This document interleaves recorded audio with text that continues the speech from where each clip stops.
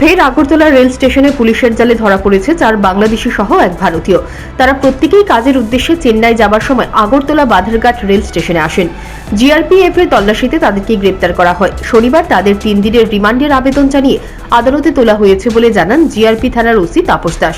তিনি বলেন, শুক্রবার সন্ধ্যায় যখন আগরতলা রেল স্টেশনে তল্লাশি চালায় তখন স্টেশনের মূল ফটকের দিকে দেখা যায় 4 থেকে 5 জন অতি দ্রুত রেলে উঠতে যাচ্ছেন।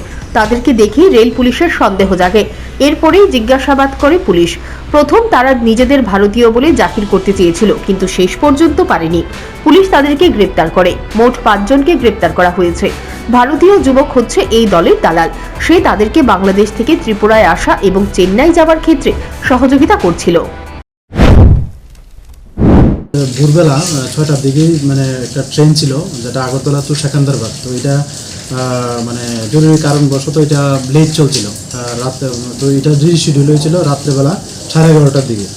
তো যথারীতি আমরা প্রত্যেক দিনের মতোই আমরা জিআরপিএফ এবং আরপিএফ থানা মিলে চেকিং করছিলাম।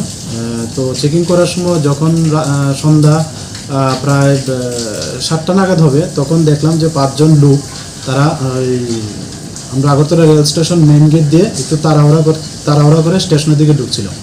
তারপর তাদের দেখে সন্দেহ হয়। তো সন্দেহ হতে আমরা তাদেরকে ডিটেন করে তাদের পরিচয় জানার চেষ্টা করি। তো প্রথমে তারা বলেছিল যে তারা ভারতীয়, কিন্তু যখন আমরা ইন্টারোগেশন স্টার্ট করি তখন দেখলাম যে না, এদের মধ্যে 4 জনই বাংলাদেশের এবং 1 জন ইন্ডিয়ান।